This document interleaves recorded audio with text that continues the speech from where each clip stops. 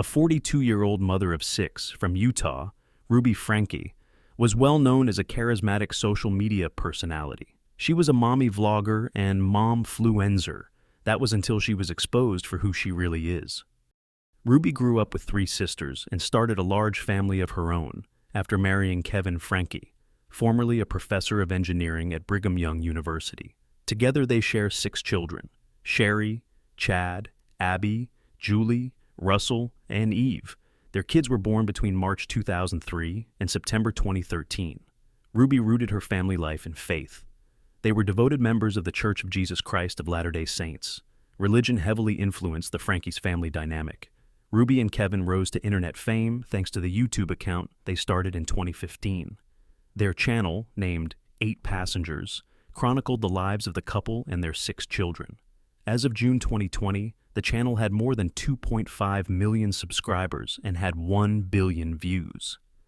The couple offered glimpses of their methods for raising and disciplining the kids. Along with the channel's popularity came concerns and criticism over the couple's harsh parenting style. Some of the videos drew suspicions of abuse and exploitation from viewers. Viewers became concerned about this mother's disciplinary methods, which also included withholding food, sending a child to a wilderness camp for troubled teens, threatening to behead a stuffed toy, and telling 2 of her children that Santa Claus would not be bringing them anything for Christmas that year because they were too numb to respond to other punishments. In another video, Ruby told her viewers that she refused to deliver a school lunch to her daughter Eve, who was then 6, after Eve forgot to pack one. Ruby said, "Hopefully nobody gives her food and nobody steps in and gives her a lunch, because then she's not going to learn from the natural outcome." Ruby also threatened to throw her children's important possessions away unless they bought them back with cash of performed chores that had the same value as the item. In June 2020, Child Protective Services were called to the Franke home as the result of a Change.org petition, which cited an 8 Passengers video in which their then 15-year-old son said he had been banned from his bedroom and was made to sleep on a beanbag for 7 months as a form of punishment for playing pranks on his brother. The Franke parents posted in defense of the discipline, saying the incidents had been taken out of context. The case was closed when the claims were found unsubstantiated. In 2021, the 8 Passengers YouTube channel declined in popularity. In 2022, Ruby and Kevin separated, and Kevin moved out of the house. Ruby deleted the YouTube channel and began working as a mental health coach at Connections, a company run by Jodi who was also a counselor. Jodi started Connections in 2007 to provide counseling on relationships and parenting. Jodi had previously been a therapist for one of the Franke children. There was a number of former clients that said the counseling's offerings were rooted in the teachings of the LDS faith, and that Jodi used an extreme approach that sometimes included shaming. Together, Ruby and Jodi launched a new YouTube channel called Connections in 2022. They also created a joint Instagram account called Moms of Truth, which offered parenting classes. Ruby had also sought Jodi's guidance for her own family. Neighbors and the Franke's oldest daughter, a college student, called authorities to check on the younger siblings after observing that their mother often left the children alone at home. Away from the camera, Ruby's behavior became much more sinister than anyone imagined. It was discovered she and Jodi had inflicted horrific mental and physical abuse on 2 of her children, subjecting them to starvation, confinement, and other heinous acts. Ruby forced one of her sons to perform physical tasks for hours and even days at a time in hazardous conditions. He had to work outside without shoes and sun protection, which resulted in him suffering severe sunburns. She also denied the boy adequate food and punished him after discovering he had consumed water without her consent. The then 12-year-old boy also suffered injuries to his wrists and ankles, including damaged muscle and tissue, from ropes and handcuffs that Jodi used to bind him. The wounds were then improperly treated with cayenne pepper and honey and covered with duct tape. One of Ruby's daughters similarly worked outside in bare feet and didn't receive adequate food and water. She was repeatedly told she was evil and possessed. The boy tried to run away from Jodi's home in July 2023, but was caught and bound at his hands and feet with 2 sets of handcuffs. However, another pivotal moment of bravery would finally ensure that the hellish conditions inside the home were brought to light. Weeks later, on August 30th, Ruby's son attempted another escape and successfully climbed through a window of Jodi's home. The boy sought help at 2 nearby houses, but no one responded. He rang the doorbell of a third home and, thinking the result was the same, began to leave when a man opened the door. The boy said to the man, "Hey, I was just wondering if you could do 2 favors." He then went on explaining, "If you could take me to the nearest police station, well, actually just 1 favor is fine." Doorbell camera footage showed the neighbor seeing the boy was emaciated and covered in wounds, offered him water, a banana, and a chair to sit down before calling authorities. Holding back tears, the man described the boy's condition, saying he was hungry and thirsty, and waited on the phone until an ambulance arrived minutes later. The boy then directed police to Jodi's home, where they executed a search of the property based on exigent circumstances. Inside the house, they found the boy's 9-year-old sister inside a closet, also emaciated. Both kids were taken to the hospital to receive medical care.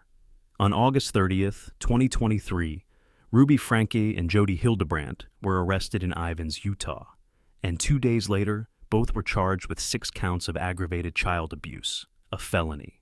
4 of Ruby's children were placed in state custody. Ruby's oldest daughter and sisters disowned her. Her oldest daughter, Sherry, who had cut ties with her family in 2022, posted an Instagram story showing Ruby's arrest with a short caption, "Finally." In another post, she suggested the abuse of her siblings might have been prolonged, saying, "Me and my family are so glad justice is being served. We've been trying to tell the police and CPS for years about this, and so glad they finally decided to step up." Ruby and Jodi allegedly suffered medical issues while in jail. According to jail records, both Ruby and Jodi were transferred out of general population and placed under medical observation shortly after being detained. Ruby allegedly moved to the observation block on September 8, 2023, only to return to her usual place later on in the weekend, while Jodi's attorney claimed in court filings that she experienced a life-threatening medical issue resulting in her hospitalization for several days. The details of said life-threatening medical issue remain unclear, though Jodi's lawyer used her supposed malady to lobby for an expedited detention hearing. On September 13th, Ruby's sister Bonnie Hoeline, a family vlogger herself, released a video explaining that she and her other siblings, Ellie Meckham and Julie Griffiths, were estranged from Ruby and her family and had no knowledge of the abuse. Following her arrest, Ruby alleged even more disturbing secrets about her family. During a September 2023 court appearance from prison, she claimed that one of her minor children had abused up to 20 people, including a sibling. However, she provided no proof of the accusations, and there has been no public acknowledgement of any additional investigations. Jodi's niece, who uses them or their pronouns, came forward and shared their own experiences living with their aunt over a decade ago, accusing her aunt of severe emotional, spiritual, and psychological abuse, and accused them of being explicit image addicts. They also said that the therapy Jodi administered to them included barring them from using feminine items or having privacy in the bathroom. Jessie said, "She wanted to make my life so uncomfortable that it would force sin out. This continuously got worse and worse." Jessie also accused Jodi of duct taping their mouth, blindfolding them, and telling them they were too dangerous to be around other people, resulting in isolation periods of up to 12 hours a day. Jessie said they internalized their aunt's teachings to the point that they became afraid of themselves. "I was forced to sleep outside in the snow. If someone spoke to me directly, if I wasn't wearing duct tape on my mouth, I had to just stare at them and not respond." Jessie also noted that Jodi has had support from the Mormon Church, even though people have spoken out against her. "We have a culture of not believing children and not trusting children. Children trust their parents, and the parents trust the church." Ruby and Jodi remained in custody without bail until December 2023, when prosecutors requested a waiver hearing, signaling a possible plea bargain. That's exactly what happened on December 18th, with Ruby pleading guilty to 4 felony counts of aggravated child abuse. Jodi similarly pleaded guilty. In her plea agreement, Ruby admitted to a slew of abuses against her children, including binding her son's feet with handcuffs, kicking him wearing boots, and holding his head underwater while smothering his mouth and nose. Ruby had attempted to persuade her son that he was evil and possessed and could avoid punishment by obeying her, evidently telling him the abuses she inflicted upon him were acts of love. She also admitted to committing similar abuses against her 9-year-old daughter, forcing her to run barefoot on dirt roads and perform manual labor outdoors without adequate food and water. Prior to her sentencing, Ruby said in court, "I was led to believe that this world was an evil place filled with cops who control, hospitals that injure, government agencies that brainwash, church leaders who lie and lust, husbands who refuse to protect, and children who need abuse." On February 20th, 2024, Ruby was sentenced to 4 consecutive prison terms of 1 to 15 years. While the Utah Board of Pardons and Parole will determine how much jail time she will serve, it won't be more than 30 years because of a Utah law regarding consecutive sentences. Ruby tearfully said at her hearing, "It is important to me to demonstrate my remorse and regret without blame. I take full accountability for my choices, and it is my preference that I serve a prison sentence." Jodi received the same 4 consecutive terms for her guilty plea, while Kevin Franke, who officially filed for divorce from Ruby in November 2023, hasn't been charged with any crimes in connection to the case. Jodi told the court at her sentencing that she loves Ruby's children and hopes and prays they will heal and move forward to have beautiful lives. In March 2024, the release of police documents and other evidence brought shocking details of the mistreatment to light. The investigation revealed that the 2 children were held in a work camp-like setting. The children were regularly denied food, water, beds to sleep in, and virtually any forms of entertainment.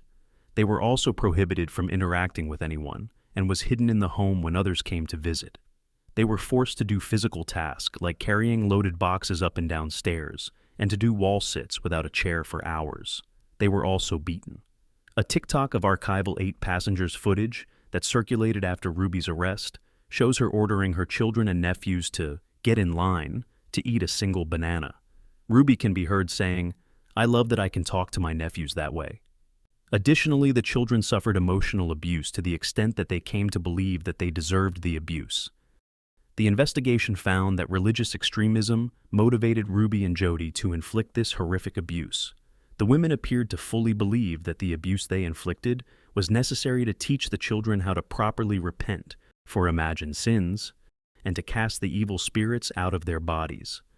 1 month after Ruby's sentencing, the Washington County Attorney's Office released handwritten diaries in which she detailed how she carried out her myriad abuses, which prosecutors said were motivated by religious extremism. Ruby repeatedly wrote that her young son and daughter, referred to as R and E, were the spawns of Satan. "I will not feed a demon," Ruby wrote in a July 2023 entry about her son, whom she calls a compulsive liar with a cold, dead heart. Ruby wrote about shaving the boy's head as punishment for refusing to perform wall sits and pushing him into the pool while covering his mouth and nose. "Big day for evil," she wrote at the time. Ruby also details how she punished her manipulative daughter, including making her stand in the rain for hours and dousing her in dog wash water after she complained about not eating for days. In the entries, Ruby rationalizes her punishments as ways to break the children's purported ties with the devil. She wrote, "If you can engage a weak-minded soul in a physical activity of obedience, you can begin to break the bond Satan made with the weak.